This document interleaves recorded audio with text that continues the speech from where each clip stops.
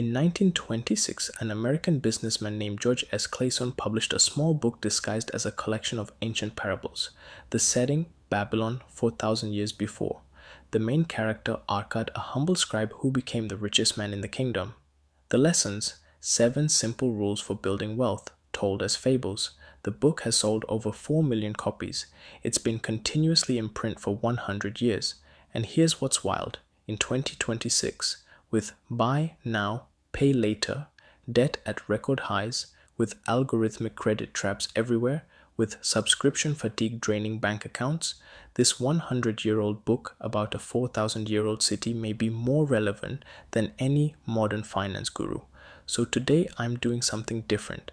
I'm reviewing The Richest Man in Babylon as a book, what it actually says, what it gets right, what it gets wrong, and then pitting its ancient principles against the modern debt system to see which one actually wins. Welcome to Earnings Per Page, where I distill the world's best finance books into honest 10-minute breakdowns. Hit subscribe, let's get into it.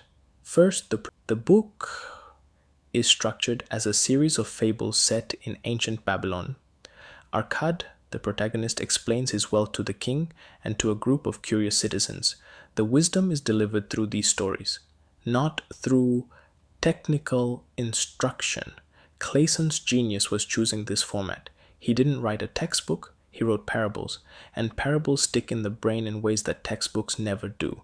That's part one of why this book has outlasted nearly every finance book written since. Now, the actual lessons, the 7 cures for a lean purse. Cure 1, start thy purse to fattening. The rule, save at least 1/10 of everything you earn. No exceptions.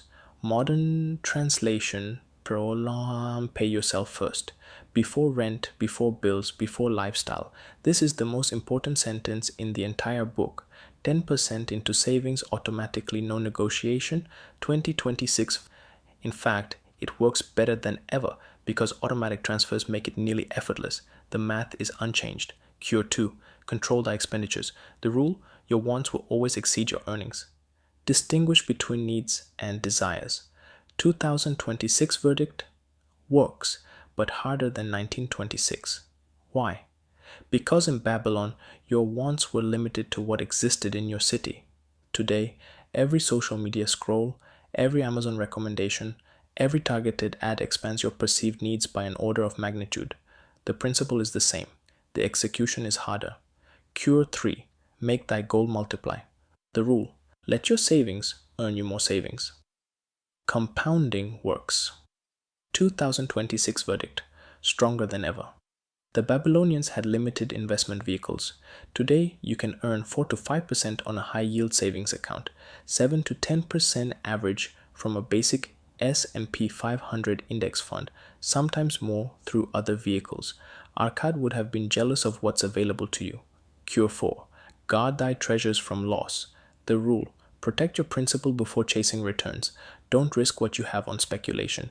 2026 verdict, more important than ever. We live in an era of meme stocks, crypto scams, and influencer-promoted get-rich-quick schemes. The Babylonians face thieves and shipwrecks. We face Instagram financial gurus. Same threat, different costumes. Cure 5, make of thy dwelling a profitable investment. The rule, own your home rather than rent. 2026 verdict, debated. This one has aged the most. In 1926, America, home ownership was simpler and cheaper relative to income.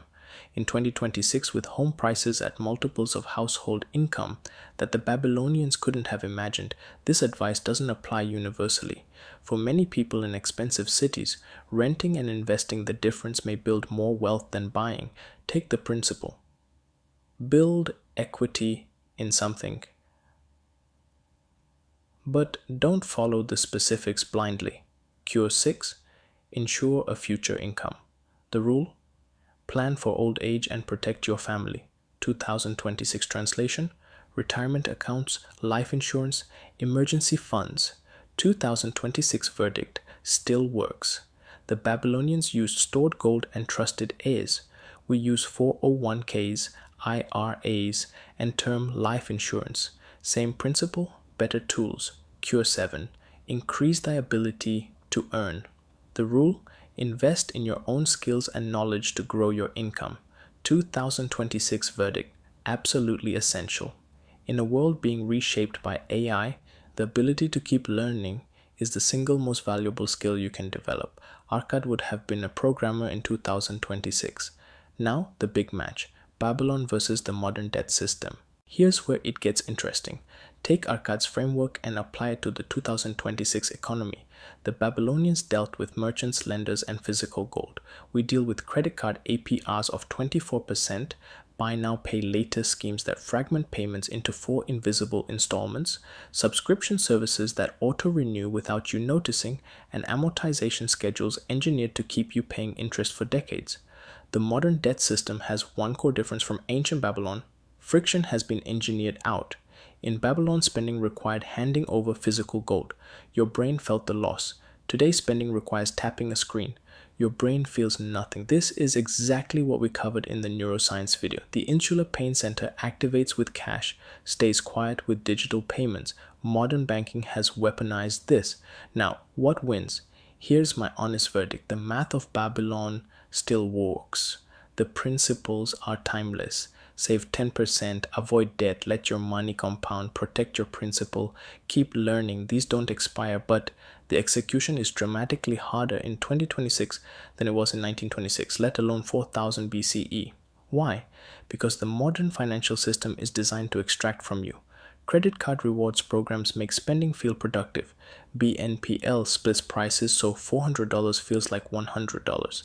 Algorithmic lending offers credit at every checkpoint of your life. Your phone never sleeps. Babylon was hard, but it wasn't actively engineered to trap you. 2026 is. Now, what I disagree with in the book: 2 things. First, the book massively oversimplifies wealth building. It treats becoming rich as a matter of discipline alone. But modern data shows luck, timing, geography, and family wealth all play enormous roles. Clayson wrote in a more meritocratic era, or at least one that believed in meritocracy more strongly.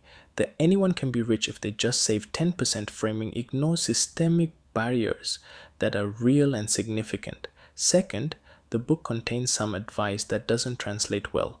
The home ownership rule, the advice about taking on certain kinds of debt for productive purposes, fine in 1926, potentially dangerous in a world of variable rate predatory lending. Read the principles, not the prescriptions. Final verdict: should you read The Richest Man in Babylon? Yes, absolutely yes. It's short, under 150 pages.